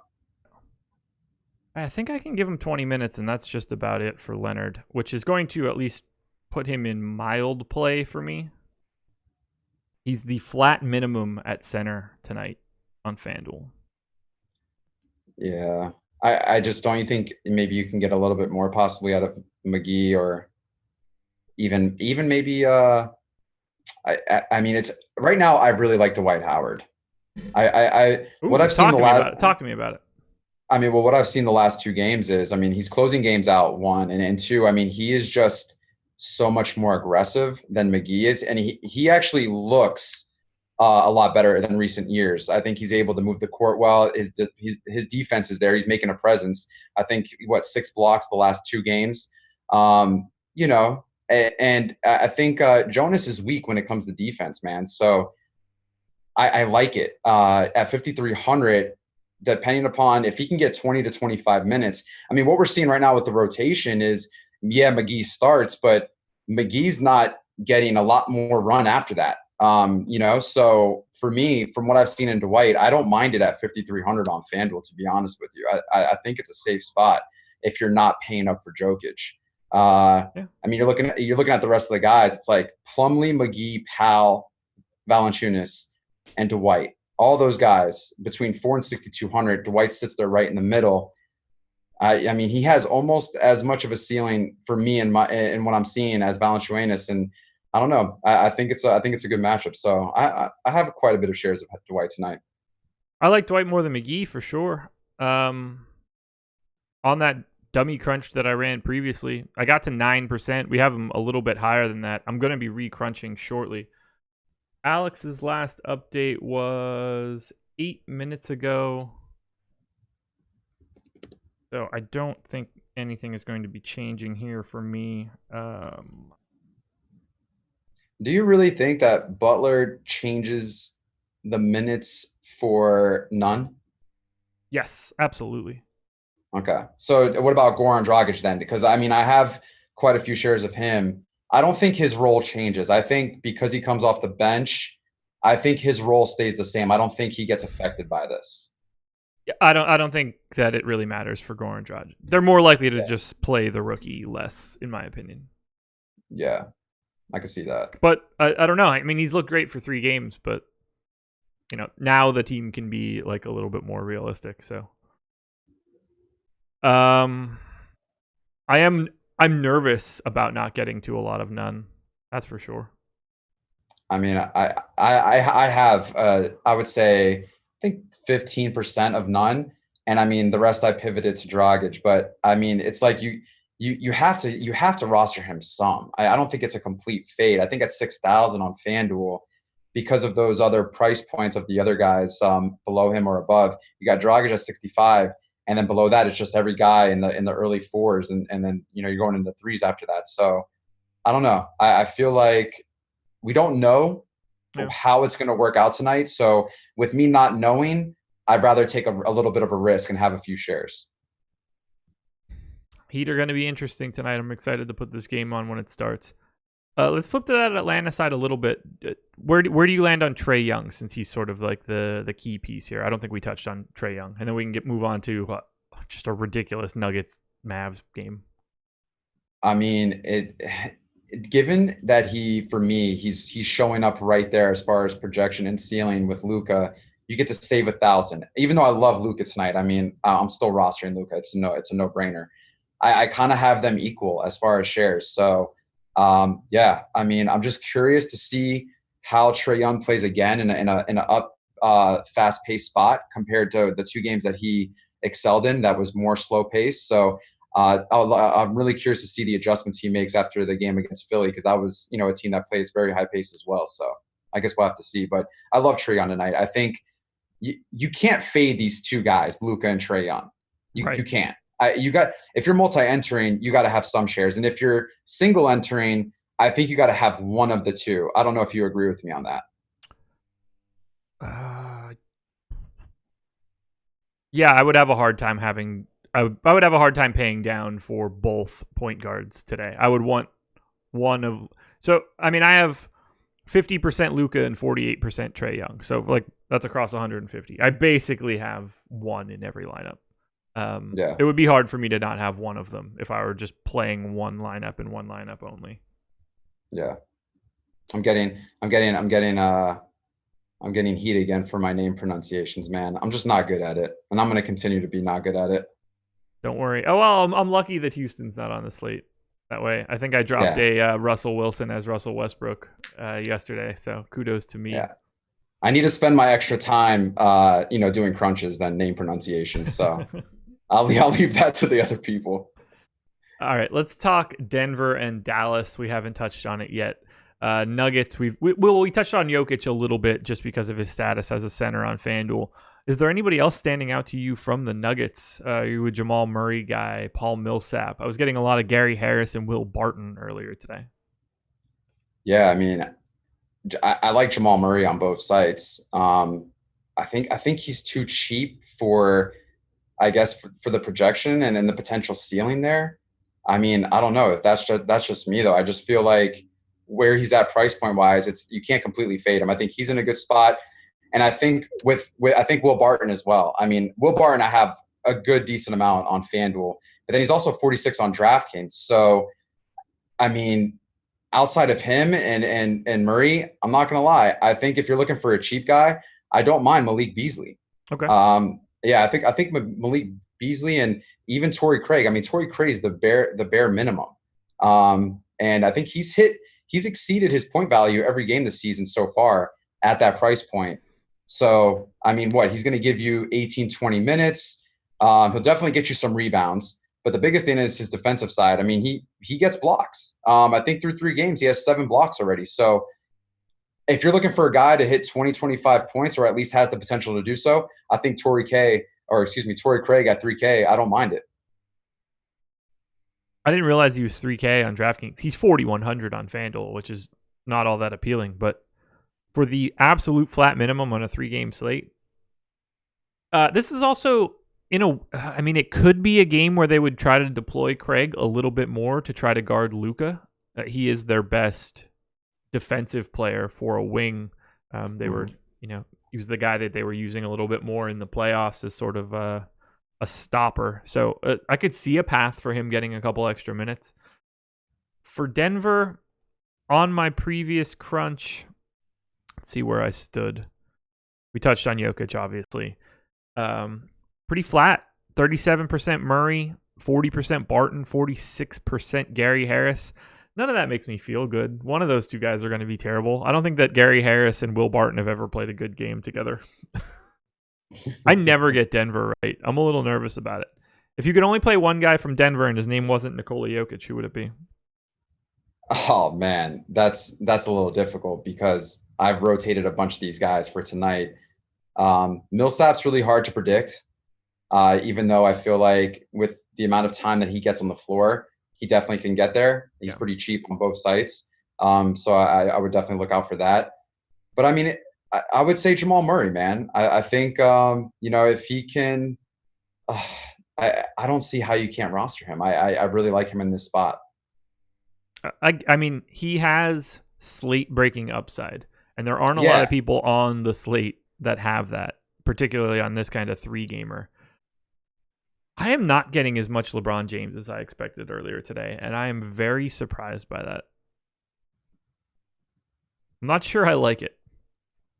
I mean, you have to think about it, though. Like, the offense runs through AD. It doesn't run through LeBron anymore. Yeah. And so, I mean, at 9,700 on DraftKings, we can already talk about that. Like, that's fine. I'm on board with that. I have more than enough shares of LeBron on DraftKings. But when you look at FanDuel, it's like, do you really think he can get you 65, 70 against Memphis, which I think might also be a blowout, which he might not play as many minutes, could be off the floor more then, and that means that he definitely hits nowhere near value, and you just now paid 11.3K for 38, 42 fantasy points, which I think you can get that from Winslow potentially if he plays his 38 minutes. That's a really good point. I guess it's just I'm not so upset that I'm not getting LeBron James. I'm just surprised that I'm not getting more LeBron James. I just started running my next crunch now. Myers Leonard showing up more than I would have expected. Don't play Miles Leonard. Oh, I mean, I'm absolutely going to be playing Myers Leonard. Oh my God, no! Just don't. He's a flat minimum, man. It's a flat minimum. No. Oh my God, I'm gonna throw up. Oh my God. It's a flat minimum. I played a ton of Jahlil Okafor last night at the minimum, and he was not great. Still worked out for me. I'm willing to take that chance again, I think. Wait, I think he was in the winning lineup on FanDuel, was he not? Oh, he certainly could have been. I mean, he was bad, but you can roster lots of bad guys when they don't cost anything. Yeah. And when no other center does anything of value. Man, I cannot believe I'm getting that much Myers Leonard. You think Winslow's usage will be completely down tonight? I mean, that drastically compared to, the last 2 games, it was 21%. The opening night of the season, it was 29%. And so, I mean, does it go down to 15, 16% now? Does it? I mean, he's going to take a haircut. That's for sure. Yeah. But he's coming off the bench, though, with the second unit. So, I mean, I don't know. That's tough. That's tough, man. It's the unknown, man. With Butler now back, it's like, obviously the offense has to run through him. He's the best player on the team. And so, yeah, I mean, definitely takes away shares from everyone. But does it really affect the bench that much? Like, we know Dragic is okay, but like, is Winslow, and also Winslow defensively, like Winslow defensively can get there too. So sure. that's a little difficult. I got to make some tweaks. I'm not happy with what I'm getting. We are at the halfway point right now, everybody. Another perfect opportunity for you all to hit the like button. It helps us out so much. We've got, what do we have in here? 2,329 people. Just do us a favor, hit the like button. We really appreciate it. Helps us grow as a channel. We put these shows out for free every single day. I don't think we're asking for much. So if you could help us out, that would be great. We are running out a ton of NBA content on a day-to-day basis. Just to give you guys an idea of how much we actually put out. This is for all the people that aren't quite members yet. And if you want to sign up, use the promo code LiveBeforeLock and get 50% off your first month with us. Alex has his projections, ownership projections, Alex's rankings. He has been doing a premium blog for our subscribers. Each day updates a little bit as the day goes on. He does his own game plan video. We've got a video behind the paywall. Alex goes live for 30 minutes, 45 minutes, almost every day. pretty much every day during the work week. Building lineups on screen, taking questions from our Slack. You cannot beat it. We've got the strategy syllabus where a bunch of the writers at the site answer a couple questions about, who do we think is the best cash play, best GPP play, teams to avoid. We've got top player odds, boom bust probabilities. Coming up soon, Alex's big board where he's ranking everybody from worst to first. Obviously, we have the wealth of strategy show, deeper dive, live before lock, early bird podcast, Spags with the Four Corners video, our lineup builder, fantasy cruncher, our Slack chat, cheat sheets, the switch and hedge, the cash building blocks article. All of this stuff basically comes out every single day, new for the next slate. I highly recommend checking it out. You can do it with the promo code live before lock. Come join the site, awesemo.com/join. I don't know what to do right now with some of these guys. I'm just getting too much crap in my lineups. I misread the lineup when I looked at it real quick because I was so focused on your dumb Leonard play that I overlooked Winslow starting. So Winslow is starting at the point. Yeah. I didn't even look at the point guard. I just looked straight at center because I can't believe that you like this play. It bothers me so much. I just don't want you to waste money. Well, at $3,500 on a 3-game slate, I think it's worth it. Oh my God. That's free money. Right. That allows me to pay up for more talent at other positions. No, I respect. The only thing, basically, if I'm getting to Myers Leonard, what I really need to avoid is the Nikola Jokic monster game. Because if Nikola Jokic doesn't go super crazy, then the opportunity cost at center is minimal. That's my thought. Yeah, but you basically need him to get in foul trouble and need him to have a complete dud. And going back-to-back duds, I just need him to not 8x the slate. And he only played 28 minutes last night, so he's well rested for a back-to-back. Or they play him 28 again, and Plumlee is that dude. God, the NBA is so soft if they do that. God. Look, man, some guys get tired. What do you like from Dallas? How do you feel about Luka Doncic right now? I know we were talking about how you kind of need to have one of him or Trae Young. Or so maybe let's just go to the other side. What do you think of Kristaps Porzingis tonight? Oh, I love Kristaps tonight. I mean, when you look at it, so here's the question I got to ask you. Between Kristaps and between Davis, could Kristaps get there and produce, let's just say, Anthony Davis projection? Yes. Okay. Because I like both of them. So, I mean, I have lineups with both Kristaps and Porzingis in them. I just think at 9,000, based on what we've seen these first 3 games, I mean, his usage rate is just through the roof. He's going to get your rebounds. Defense is there. Minutes are there too. I mean, what I'm thinking is I think people are paying up for Davis. And so I think if you play Porzingis, it gives you some kind of leverage. That's just what I'm thinking. I'm not saying that that's the case. Okay. But I'm going both ways. I mean, because I love Davis tonight. I think obviously highest ceiling player on tonight's slate, in my opinion. But obviously there are some instances where I'm like, you know what? I can pay down from Davis to Porzingis and still maybe have the opportunity to get there and also save that money in other areas, like you mentioned with, say, doing it with Leonard. So, yeah, I mean, I don't see how you can't go with Porzingis tonight because, I mean, outside of, Davis, I mean, I think him, Bam, and Davis are must plays in a rotation fashion if you're multi-entering tonight. I think you got to have them in your lineups no matter what. And to some degree, just somehow. I get it. Porzingis is the one guy where I went through and looked at everything I could find. I went through my model. I looked at other sources. I went to some player props. I can basically not get to him. I have 4% Kristaps Porzingis right now. I don't think that number is more likely to go to 0 than it is to go higher, I think. And I'm not comfortable with that in the slightest. Yeah. It's really terrifying. A guy I was getting a little bit earlier today was DeLon Wright, but give me the rest of your Porzingis thoughts if you have them. No, I was just going to say, I mean, through the first few games, Denver has struggled heavily with power forwards. I mean, they've given up, I think, the 5th or 6th most points allowed so far. Primarily a lot through rebounds. I think they've given up the most rebounds to the power forward position so far, and they're giving up almost 3 blocks a game as well. So, I mean, this is right down his alley. Yeah.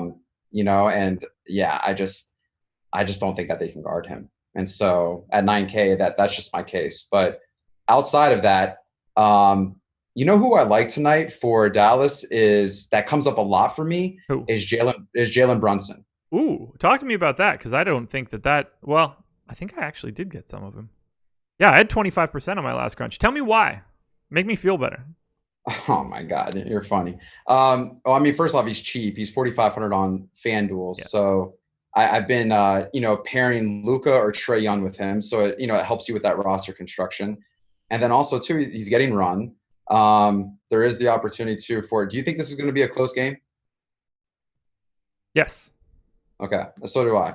But I do feel like the way that they've been having the rotations is, I mean, he's been getting a good amount of run. He's been averaging 26, 27 minutes a game. Mm-hmm. I mean, hey, at 4,500 for 27 minutes a game for a point guard position, I think that there's upside there. I don't think that you can override that. So he's just been coming up in a lot of crunches. And I mean, looking at it, when you compare him to, let's say, Monte Morris, Quinn Cook, I think the only guy that gives him a little bit run for his money as far as who should you play for a value play is Tyus Jones, but we'll get into him for the next game. Yes, we will. But yeah, I mean, I just don't see of those guys down there. I think Tyus Jones and Jalen Brunson are the only guys that you could pay at those price points. And I'm talking about on FanDuel. DraftKings, it might be a little bit of a different story because obviously you can utilize different players for different positions. Yeah. But for point guard, primarily on FanDuel, if you're looking for a low point guard to play with, if you're paying up for Luka or Trae, I would say Jalen Brunson and Tyus Jones are probably your best bet, for that position. I don't hate the call. 4,500 on FanDuel, I think, is pretty reasonable. Are you getting to like Maxi Kleber or Dwight Powell probable? So he should be back. Any Tim Hardaway picking up a little ownership as well? Tim Hardaway, I do have a little bit of a decent size of. Okay. These guys are all fill-ins. So Kleber, Tim Hardaway. Tim Hardaway's played exactly 21 minutes every game so far this season. But he's had a little bit of usage. Last 2 games, 22 and 17. I would like him to maybe take a couple more shots because at his price point at 3,700, would just love him to score like 20, 21 fantasy points. You get that 7 times. And I'm okay with that. So I don't mind him. For the LeBron lineups that I do have on FanDuel, I found myself going to like a LeBron, Tim Hardaway in some instances. So that way I can have that salary relief to other areas. So I don't mind it. And Kleber, I mean, these guys are fill-ins. So yeah, I mean, out of 150 lineups, you got to take bits and pieces, and they're fitting that mold of the player pool. Okay. Well, you were right. We are going to talk about Tyus Jones shortly. We are in LA now. AD and LeBron. I don't think we really have much to add on those two guys. We've talked a little bit about Dwight Howard. Are you a Danny Green guy tonight? Avery Bradley, KCP, Alex Caruso? Is there anything that you want to do with the rest of the Lake Show? Yeah. I think I like Avery Bradley the most, comparing him to Green on FanDuel. Okay. Because you can 3,600. I like that price tag. Yeah. I mean, you have to look at it from this, is that looking at kind of how they are, for me, he's rating really high, Avery Bradley, tonight. And, they're getting almost the same amount of minutes. And I know Danny Green had his big game, and I think people will focus on that the most, right? But you're saving it 1,900 for almost the same type of player, essentially. I think Danny Green's a little bit better. But in reality, if you look at these two players, they're kind of like the same. I don't know if you agree with me on that, but kind of how they work in the offense, and they both can play D. So I mean, I don't mind it, but I think on FanDuel, I think I would take Bradley over Green.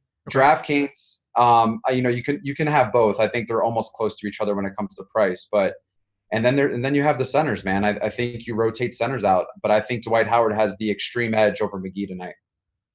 I do like the Dwight over McGee call. I just don't know It's really hard for me to guess who the Laker guy is going to be that isn't one of the studs, because there's just such a drop off that they could break.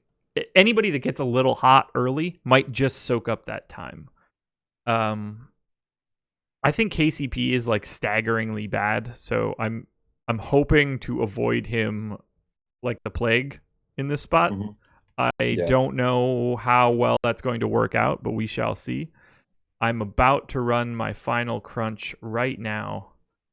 I'm hoping that when I click start, then we can just really get into this final piece, because I think the Grizzlies are a very interesting part of this slate. We have news hanging in the balance. We have a Ja Morant at 7,800 that's also getting 20% ownership. I probably am going to have 0. So maybe we should just get there now. What are you doing with Ja? We've got 17 minutes until lock. Oh my God. I was hoping that he would be out because I don't want to have to deal with the FOMO right now. But I'm going to tell you, I'm not paying up for that, especially with him being somewhat injured. All it takes is a tweak, and then he's completely out of the game because he's a rookie, and they're going to nurture that. Yep. And also, it's like, can he really perform at that level and hit that price point and hit value? I don't think he can. He took 22 shots last game, 22 shots, which is unreal. I just don't see him getting there tonight at that price point. I just can't do it. And with that little injury lingering, I just don't think it's worth the risk. However, with that said, with the FOMO and the fear of missing out, I did put him in like 6 lineups in FanDuel. Okay.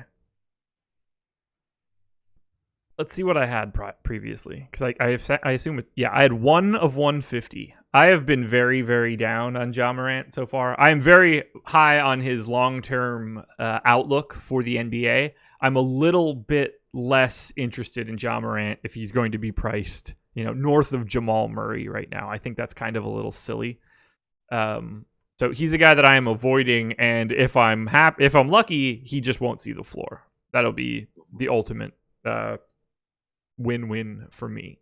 What are you doing with the potential benefactor of Ja Morant being out? What do you want to do with Tyus Jones?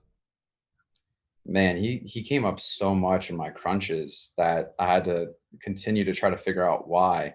But I mean, I think this is a risk because Ja Morant can get a full run, right? And obviously that would limit Tyus Jones' time on the floor.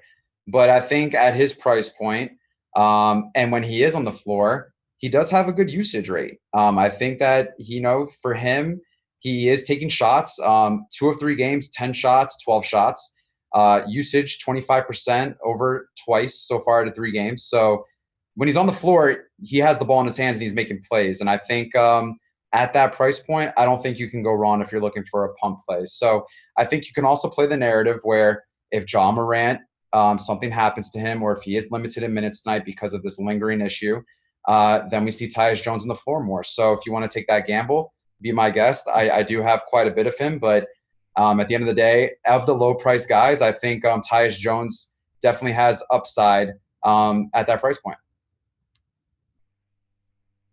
If you knew you could only have one guy, is it Jones over Ja? Oh my God, I wouldn't be able to answer that question, I don't think. Okay. Obviously you want Ja. Right. But he's 7,800 on FanDuel, man. I think that's just wrong. It's not wrong, but I don't know, man. I don't know if I want to pay 7,800 for someone who, could maybe not see the floor. It could also be a blowout. And then if it's a blowout, Tyus Jones gets more run as well. Like, do you really think Memphis is going to make this competitive tonight with the Lakers? I don't think it's out of the realm of. I don't ever look into blowouts or anything, so I don't think it's out of the realm of possibility. Yeah, I don't know. They're heavy favorites tonight, man. Did you see what the line is? 115, 103. Yeah, that's a 12-pointer. They're minus 870 on the money line. Yikes! So you mean to tell me that you think this is going to be somewhat close? I don't think it is. And that's why I think the bench players are in play for Memphis. I don't mind them, and that's why I'm also scared of LeBron tonight, simply because of that. I think, they take it easy, and we could see a little bit more of those guys get run. Maybe Daniels is on the winning lineup tonight. Troy Daniels, which I wouldn't be surprised. I get it. What else do you like from the Grizzlies side? If you're liking, potentially the maybe the back half of this team, are you on the Dylan Brooks chalk at all? What do you think of like Grayson Allen, or is it Brandon Clark for you? Yeah, I like Brandon Clark. I got quite a few shares of Brandon Clark tonight. I think he's in a good spot. He's going to see 25 minutes. He's going to go up in the second unit. I don't think so far what we've seen with power forwards in LA, I think I forget where they rank, but they're not that good in defending the second unit when it comes to power forwards or big men, I guess you can say. I don't know. I think also Dylan Brooks is somewhat interesting. I don't mind him. I like Jay Crowder as well. You think Jay Crowder still sees that same run that he's been seeing the last couple games? Probably, particularly if Kyle Anderson is gimpy or just simply not in the game. He's still questionable right now. We don't know. We're not going to know. If Kyle Anderson ends up being out, Crowder absolutely sees that time then. So I think that injury is real important. Very. I think that injury plays a role with probably these 3 or 4 guys that maybe we want to roster. Yeah, because I think that affects Dylan Brooks. I think that affects Brandon Clark. I think it affects Crowder as well. I think one of Gunurich and Solomon Hill become mildly viable if Kyle Anderson is out. And those guys are going to have 0 ownership, but that's more of a DraftKings thing than a FanDuel thing. You can't go into it playing any of that garbage from the bottom of the Grizzlies team, hoping that Kyle Anderson is out just to play guys that shouldn't be in the league. Do you think Jonas still stays at like 18, 19 minutes? Because, he's gone 16, 18, 19. So does he reach 20 tonight? 20 is basically the ceiling to me. He can be out there as much as Dwight Howard and JaVale McGee are out there, like in theory. If AD is playing any minutes at the 5, you need to get Joe Val the hell out of there. He just can't be on the floor with Anthony Davis at center. So if they're running heavy amounts of Dwight Howard and JaVale, that would be the only sign of Joe Val getting like anything additional. It's like, can you imagine Joval trying to guard Anthony Davis or like getting caught in a pick and roll? That dude would die. He would die. It would be so bad for him. It's so bad. LeBron's coming in second highest owned on FanDuel right now. Bam, LeBron, Jimmy, Anthony, Trey, Luka, Gary, Winslow, Jokic. Have we got an update? How could you not want Jokic if he is 25%? You have a distinct advantage over 75% of the field if he hits 65, 70, which he's highly capable of doing. It's very true. I don't disagree with you, man. I'm nervous about it. It is Miles Leonard, 7.2%. It's all about. Is that what it is? Is that what we have him at? 7%? I'm gonna have so much more than that. It's insane. How much do you think you're gonna have? I don't know, 30? 30? 40 maybe? Wow. Wouldn't shock me. Someone said Ja Morant's first game at the Staples Center against LBJ, he's going to go hard. True. I just look at it like, if I have Myers Leonard in a lineup instead of, let's just say Joe Val, because going up to Jokic complicates this. So that's a savings of $2,700. Mm-hmm. That can take me from Jamal Murray to Trae Young, or from Paul Millsap to Bam Adebayo. Nope, doesn't get me there. That's 8. Just look at what point guards have done so far to the Lakers to start the season. Have you looked? I have not. I do not pay close attention to that. Okay, Beverly 1 of 7. Mike Conley 3 of 12. Mike Conley has been the dirt worst point guard in the league this year. It doesn't matter.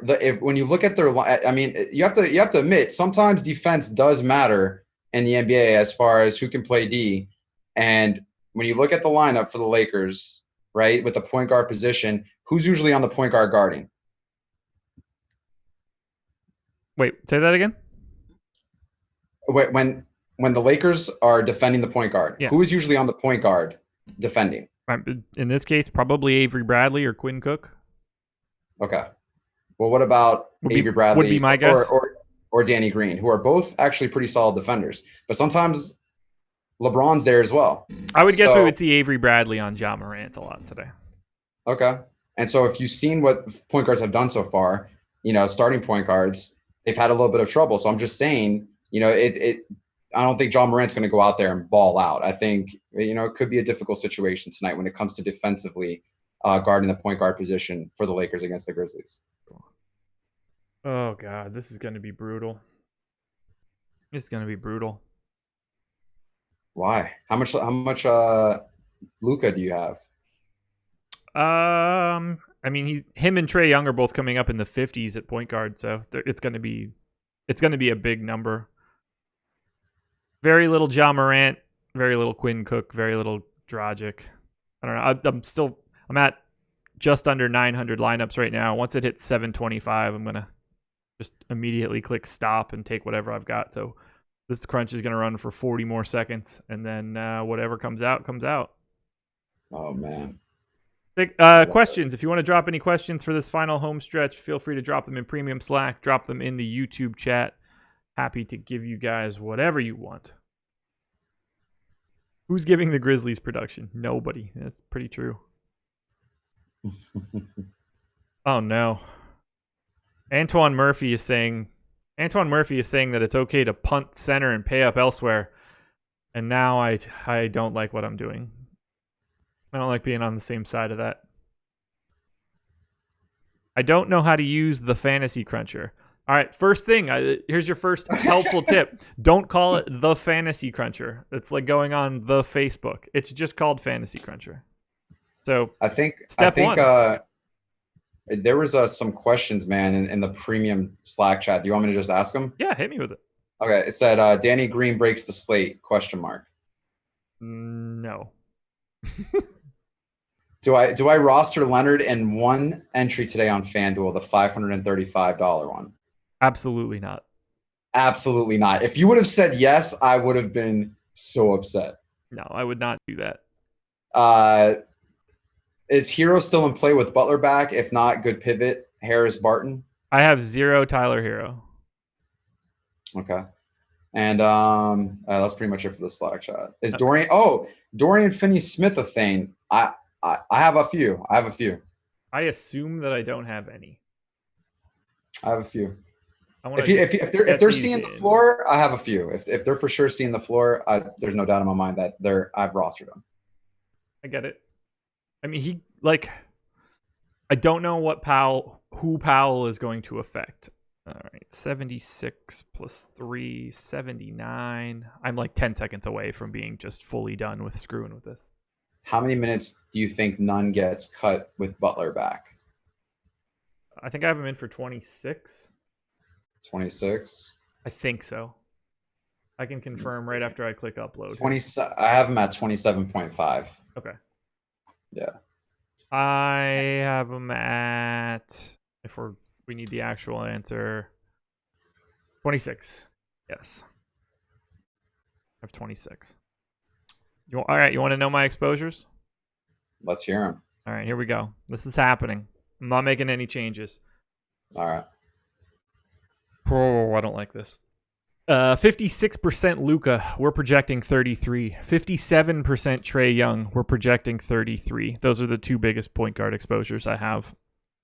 At shooting guard, 30% Jimmy Butler, 65% Gary Harris, 42% Dylan Brooks. Those are the biggies. Small forward, 22% LeBron, 40% Will Barton, 49% DeAndre Bembry, 58% Cam Reddish. Power forward, 59% AD, 59% Bam Adebayo, 58% Jabari Parker. Those are pretty much the only three power forwards that I'm running. Not entirely sure how comfortable that is. 27% Jokic, 50% Myers Leonard. Taking the full punt and taking the money. Wow. If Myers Leonard scores 50 tonight, you are golden. I'll be very happy if Myers Leonard can get to 25. You're walking to the bank confident. He's gonna come out, stroke a couple threes. Jimmy Butler ISO, penetration, kick out. Myers Leonard 3-ball. Gonna block a couple shots. He's just gonna be lethal today. Lethal. May the DFS gods be with you tonight. I think I'm okay with it, but it's not exactly comfortable. But hey, worked yesterday. I don't hate it. I don't hate it one bit. I'll be honest, I do. Some of the more hot takey items. I have 2% Kristaps Porzingis. I have 2% Ja Morant, where he's projected for 21. So that is an interesting fade, I guess. Anybody else that I'm massively under on? I don't have DeAndre Hunter. I have one share of Dorian Finney-Smith. The power forward spot's going to be tricky. I need Jeremy Grant, Brandon Clark, Millsap, and Jaren Jackson to just kind of die. Not like literally, but just for the slate. Dude, 2% Porzingis? Yes. 9K is a lot, man.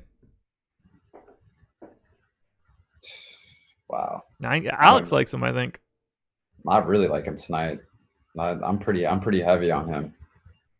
Well, I am sick to my stomach, but that's fine. I will be able to tough it out because in a half hour from now, Ben Rasa and Jason Roslin are going live for PGA DFS live before lock, and I will be the guy behind the virtual glass. So that's where we're at. Come check that out. Shout out to Fantasy Draft for being the presenting sponsor. Again, go to fantasydraft.com, use the promo code AWESOMO, and get a 7-day free trial of their rake-free daily fantasy experience. You'll pay absolutely nothing except for your entry fees. You'll save a ton of money by not having to pay the rake. It's the best thing going. Go check them out. And we are locked. Woo. Yo, by the way, I forgot to do fantasy draft again tonight to do multi-entering, but I did get in one lineup just now. Okay. I fit in like 4 or 5 superstars with that lineup. You punted with Myers Leonard? No, I should have though. I should have just for you, I should have did that. Yeah, look, could I do fantasy rewind on my lineups one day on the morning NBA show? Sure. Easily. Can you have a Myles Leonard like game review tomorrow? Yeah, if I'm alive. I would love to break down his game today. If he can do everything that Jahlil Okafor did, I'll be happy. I like it. Isn't the World Series on tonight too, right? I have no idea. Yeah, I've been so today invested in basketball that I totally forgot. I wish that everybody could see the way that my dog is laying on my couch right now. He changed. I was going to grab the camera and flip it around, but then I realized that I'm not entirely sure what that would have shown because of the green screen. But anyway, I need to eat something in the next 29 minutes. Chris, do you have anything else? Anything you need to plug? No, that's it, guys. Have a great night. Good luck tonight, and hopefully someone in here takes down something. Let's do it. Hopefully it's me. Shout out Myers Leonard. You my dog. I'm going to go watch you right now. Best of luck, everybody. We'll talk to you later.